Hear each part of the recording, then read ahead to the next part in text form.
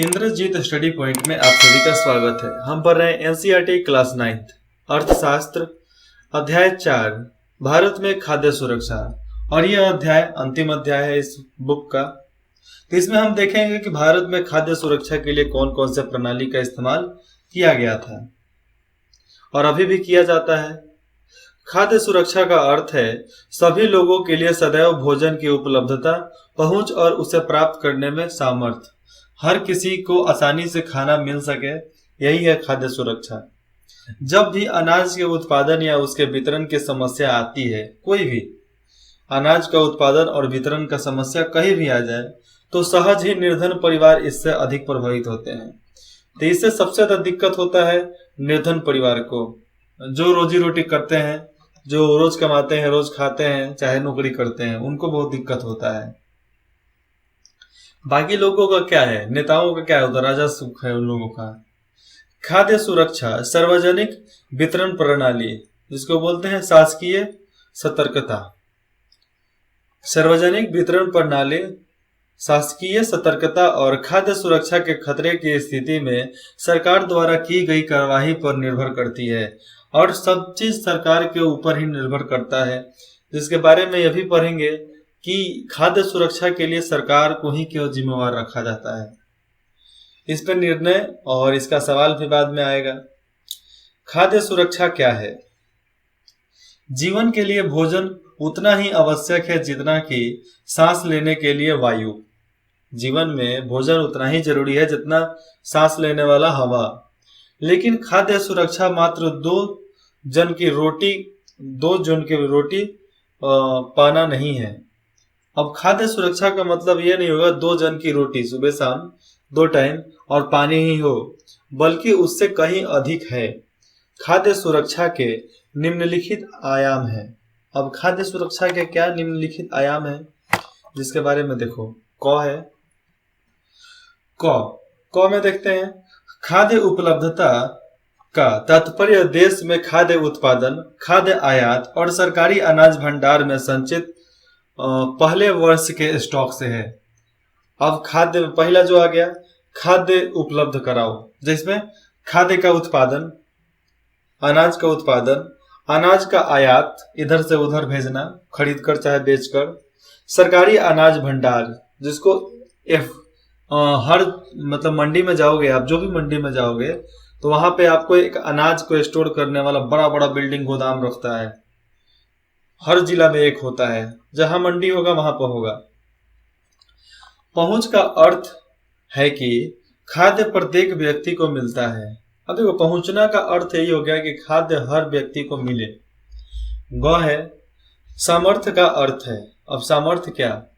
सामर्थ्य मतलब आसानी से उसको प्रोवाइड कर दिया जाए, मतलब हमारे सामर्थ्य में, हमारे औकात में है। अर्थ है कि लोगों के पास अपनी भोजन आवश्यकता को पूरा करने के लिए पर्याप्त और पौष्टिक भोजन खरीदने के लिए धन उपलब्ध हो। और समर्थ औकात इतनी होनी चाहिए कि अपने लिए आवश्यक और पौष्टिक खाना जो भी खाते हैं हम, उसको खरीदने के लिए हमारे पास पैसा होना चाहिए, बाकी नहीं। ये जिसके पास नहीं होता है वो खाद्य सुरक्षा से ग्रसित रहता है, उन्हीं के लिए खाद्य सुरक्षा चाहिए।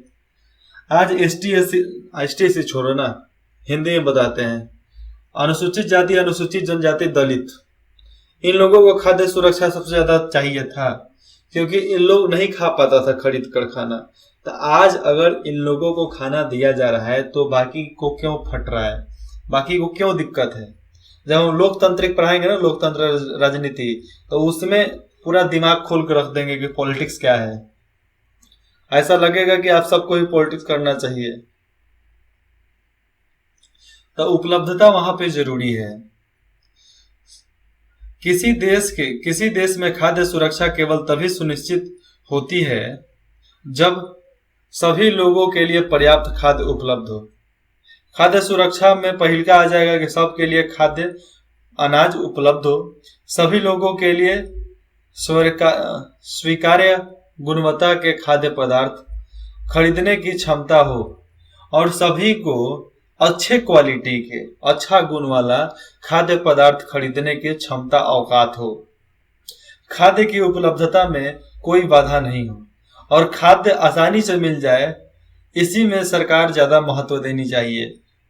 यहाँ पर दिया है खाद्य की उपलब्धता में कोई बाधा नहीं हो, मतलब जो भी अनाज हो उसको लेने से किसी भी समय का बाधा नहीं आना चाहिए, उसमें रुकावट नहीं आनी चाहिए। खाद्य सुरक्षा, ऊपर भी हम लोग खाद्य सुरक्षा क्या है जाने, अब नीचे जानेंगे खाद्य सुरक्षा क्यों जरूरी है। समाज का अधिक गरीब वर्ग, समाज का अधिक गरीब वर्ग जिसका वेतन 150 रुपया प्रतिदिन से कम है, तो हर समय खाद्य सुरक्षा से ग्रस्त हो सकता है।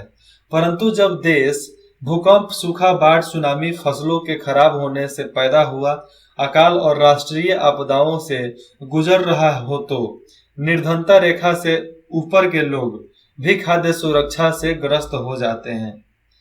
और देखो, सामाजिक रूप से जो नहीं खरीद पाए उसका तो बात अलग हो गया, ठीक है, लेकिन भूकंप, सूखा, बाढ़, सुनामी, फसल खराब हो गया, अकाल पड़ गया, तो इसमें जो निर्भर लोग भी होते हैं ना, जो एकदम खरीद सकते हैं, हर चीज कमा कर खा, मतलब एक तरह से वो खरीद कर खा सकते हैं, तो उन लोगों को भी दिक्कत होता है, क्योंकि जब भूकंप आएगा तो पूरा घर टूट जाएगा, तो बनाएगा रहेगा कहाँ, उसके लिए भी खाना, सूखा पड़ जाए तो अनाज वनाज होगा नहीं, फिर उसके लिए भी, सुनामी आ जाए तो घर से बाहर कोई थोड़े निकलता है।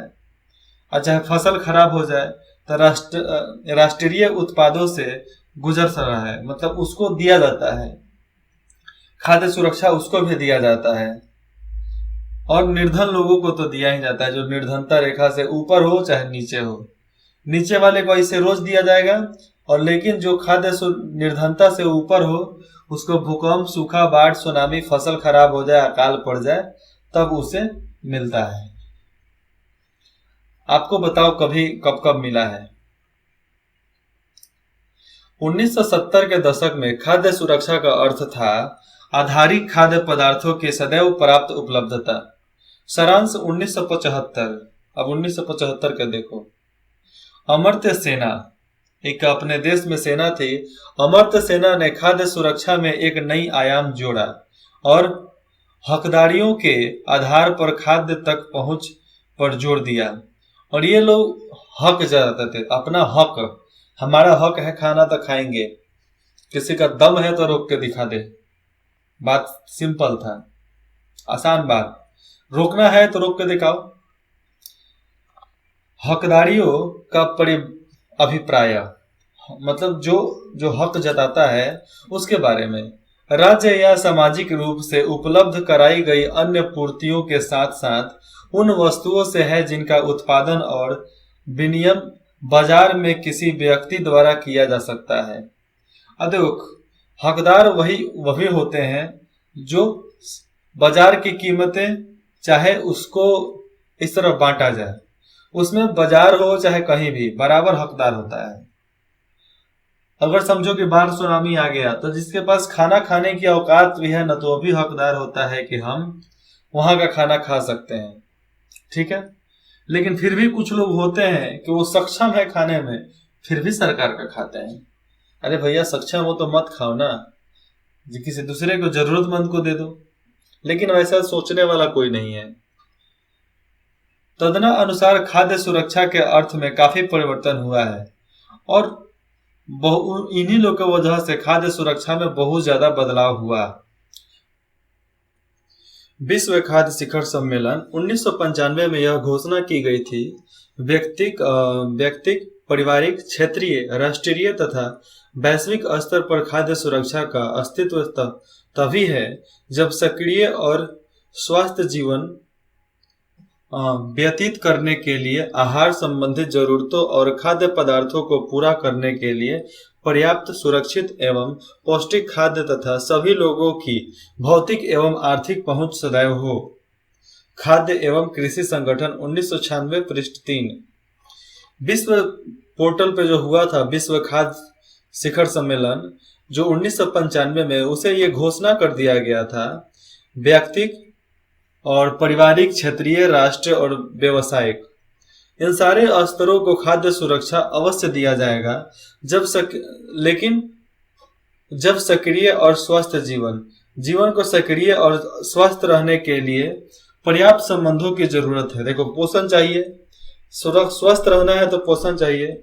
इसी संबंध को जरूरत मानते हुए पर्याप्त, सुरक्षित एवं पौष्टिक खाद्य तथा तभी सभी लोगों की भौतिक एवं आर्थिक पहुंच सदैव हो खाने पे ऐसा प्रावधान किया गया, जिसको बोला जाता है खाद्य एवं कृषि संगठन 1996।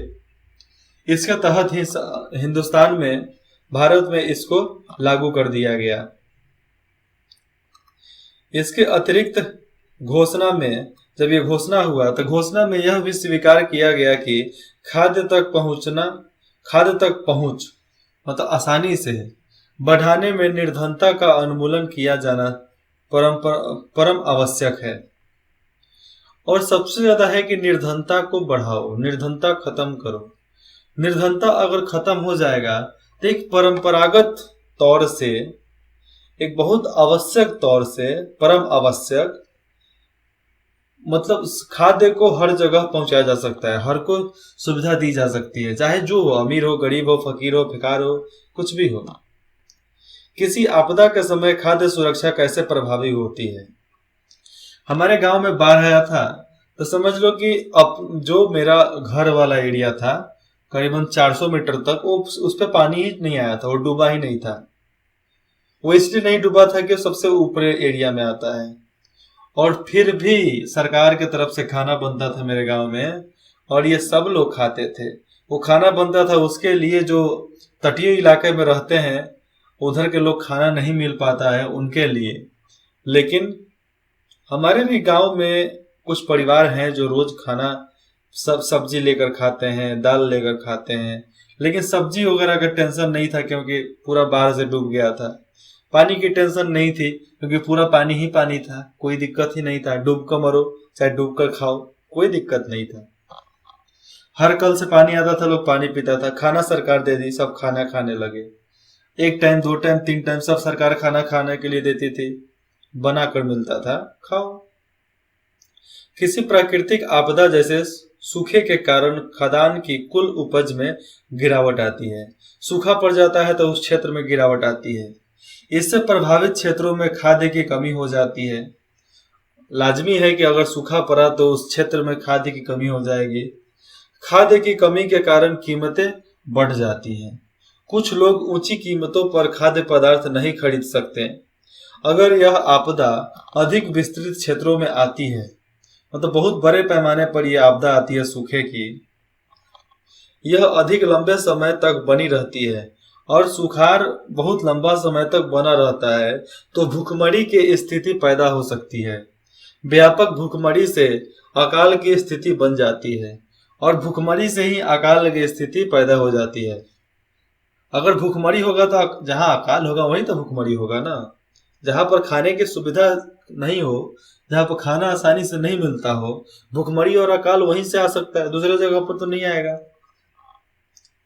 आकलन के दौरान बड़े पैमाने पर मौतें होती हैं जो भूखमरी तथा विवश होकर दूषित जल या सड़े भोजन के प्रयोग से फैलने वाली बीमारियों तथा भूखमरी से उत्पन्न कमजोरी से रोगों के प्रति शरीर की प्रतिरोधक क्षमता में गिरावट के कारण होती है। अब देखो, आकलन आता है तो बड़े पैमाने पर वहां पर मौतें होती हैं। लोग भूखमरी से मर जाते हैं, नहीं तो दूषित जल पीकर मर जाते हैं, जहरीली पानी चाहे सड़ा हुआ खाना खाकर मर जाते हैं। और ये मरते हैं, ठीक है, उनसे फैलने वाली बीमारी जो होती है, जिसको बोलते हैं महामारी, तो उन बीमारियों से हमारे रोग प्रतिरोधक क्षमता जो होता है वो कमजोर हो जाता है। तो रोग प्रतिरोधक क्षमता कमजोर हो जाता है तो कोई भी बीमारी आसानी से हो सकता है। तो इससे बचने के लिए भी जरूरी है कि कुछ ना कुछ करो, सरकार ही करती है। भारत में जो सबसे भयानक अकाल पड़ा था वह 1943 का बंगाल का अकाल था। बंगाल का नहीं, उस समय बंगाल में क्या क्या था मैं बताता हूँ। असम, बांग्लादेश, बंगाल, ठीक है। उसके बाद से उड़ीसा, छत्तीसगढ़, झारखंड, बिहार, आधा उत्तर प्रदेश, नेपाल, ये सब बंगाल प्रांत में आता था। सिक्किम वाला इलाका भी सब बंगाल प्रांत में था, लेकिन सिक्किम के राजा उस समय के अलग थे। तो बंगाल बहुत बड़ा क्षेत्र था। तो जो 1943 में अकाल पड़ा, उतना बड़ा अकाल तो कभी आया ही नहीं था। लोग पत्ती खाने पर मजबूर, गाय का चोकर खाने पर मजबूर। गाय को क्या खिलाएंगे, कुछ होगा तब ना खिलाएंगे। लेकिन एक तरह से राहत थी कि लोग जड़ी बूटी ज्यादा खाने लगे थे। क्या आपको मालूम है कि बंगाल के अकाल से सबसे अधिक कौन लोग प्रभावित हुए? जी हाँ, सबसे अधिक प्रभावित होने वाले गरीब कुर्बा लोग थे। चावल की कीमतों में भारी वृद्धि से खेतिहर मजदूर, मछुआरे, परिवहन कर्मी और अन्य अनियमित श्रमिकों सबसे अधिक प्रभावित हुए। ये लोग सबसे ज्यादा प्रभावित हुए थे। कौन कौन? खेतिहर मजदूर, मछुआरा, परिवहन कर्मी और जो मजदूर है उनको बहुत दिक्कत हुआ था। इस अकाल में सबसे अधिक वही मरे, और इस अकाल में सबसे ज्यादा मरने वाले कमजोर लोग ही होते हैं, गरीब लोग ही होते हैं। बंगाल प्रांत में चावल की उपज ये आप मिला सकते हो 1938, 39, 40, 41, 42, 43। तो उसमें उत्पादन लाख टन क्या हुआ था? उत्पादन इतना लाख टन। ये आयात इतना किया गया था। समझो कि उत्पादन इतना हुआ, आयात इतना हुआ, फिर से निर्यात इतना हुआ, मतलब मंगाया गया इतना, कुल खपत इतना हो गया। मतलब इतना मंगाकर हम यहाँ पर कर क्या रहे हैं, फिर भी यहाँ पर उपज कम हो जा रही है, तो गलत बात है ना। 79 है यहाँ पे, 79। आइए चर्चा करें। कुछ लोगों का कहना है कि बंगाल का अकाल चावल की कमी के कारण हुआ था। सही बात है। सारणी 4.1 का अध्ययन करें और बताएं कि क्या आप इस कथन से सहमत हैं?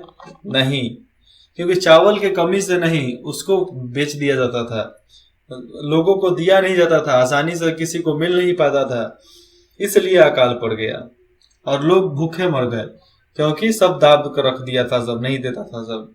अभी टमाटर महंगा हो गया है, टमाटर खूब महंगा हुआ है। अरे भैया, टमाटर नहीं खाएंगे तो मर थोड़े जाएंगे, नहीं खाएंगे तो नहीं खाएंगे। किस वर्ष में खाद्य उपलब्धता में भारी कमी हुई है, और कौन सा साल है जिसमें खाद्य उपलब्धता में बहुत कमियां हुई है? तो उपलब्धता में यहाँ पर देख लो, उत्पादन में सबसे ज्यादा कमी आई है 38 में 85, इसमें हो रहा है 86। तो कम तो हुआ है ना, उत्पादन भी कम हुआ है, लेकिन खपत थोड़ा ठीक ही चला है। ये देखो पहला चित्र और दूसरा चित्र। राहत केंद्र पर भूखमरी से पीड़ित लोग 1995। और 2 नंबर चित्र 1943 के बंगाल के अकाल के दौरान पूर्वी बंगाल के चटगांव जिले में गांव छोड़कर जाता हुआ एक परिवार। ये गांव छोड़कर ही चले जाते हैं, पहले के लोग गांव छोड़कर चले जाते थे। आज बोल दिया जाए गांव छोड़ने के लिए तो भैया पहाड़ टूट जाएगा। ऐसा मत बोलो, ऐसा ही बोलते हैं, ये कोई नई बारी बात नहीं है। चलिए अब देख लो सुझाए गए कार्य। कौन नंबर है? चित्र 4.1 में आपका आप क्या देखते हैं? ख में पहले चित्र में कौन सा आयु वर्ग दिख रहा है? ग में क्या आप कह सकते हैं कि चित्र 4.2 में दिखाया गया परिवार गरीब है? क्यों गरीब है? अंगा नंबर ज्ञात करें कि किसी राहत शिविर में, जहां पर राहत शिविर लगता है, राहत शिविर में प्राकृतिक आपदा के पीड़ितों को किस तरह की मदद दी जाती है? बाढ़ और लगता है तो सरकारी कैंप रहता है, उसमें कौन सी मदद लोगों को दी जाती है? 4 नंबर क्या आपने इस तरह के पीड़ितों की भी धन, खाद, कपड़ों, दवाओं आदि के रूप में सहायता की है? कभी आपने ऐसे लोगों को सहायता किया है? नहीं किया है ना, लेकिन करो। परियोजना कार्य भारत में अकाल संबंधित और सूचना एकत्र करें। और भारत में अकाल संबंधित सूचना एकत्र करने के लिए, हर तरफ से सूचना रखने के लिए एक कमेटी बना दी गई। भारत में बंगाल जैसे अकाल कभी नहीं पड़ा जिस तरह बंगाल में पड़ा था, लेकिन यह चिंता का विषय है कि आज भी उड़ीसा में कलाहांडी तथा काशीपुर जैसे स्थान जहां अकाल जैसे दशाएं अनेक वर्ष से बनी हुई है। और आपको देख लो तो उड़ीसा में कलाहांडी और काशीपुर, वहां पर अकाल जैसी स्थिति हमेशा रहती है। ऐसी पूरी सूचना मिल रही है कि वह भूख के कारण कुछ लोगों की मृत्यु भी हुई है और भूख के कारण वहां पर बहुत लोगों की मृत्यु भी हो गई है। हाल के कुछ वर्षों में राजस्थान के बारन जिले, झारखंड के पलामू जिले तथा अन्य सुदूरवर्ती क्षेत्र में भूख के कारण लोगों की मृत्यु की सूचना मिली है। भूख के कारण लोगों की सूचना वहां से मिलती आती है लगातार। अतः किसी भी देश में खाद्य सुरक्षा आवश्यक होती है ताकि सदैव खाद्य की उपलब्धता सुनिश्चित की जा सके।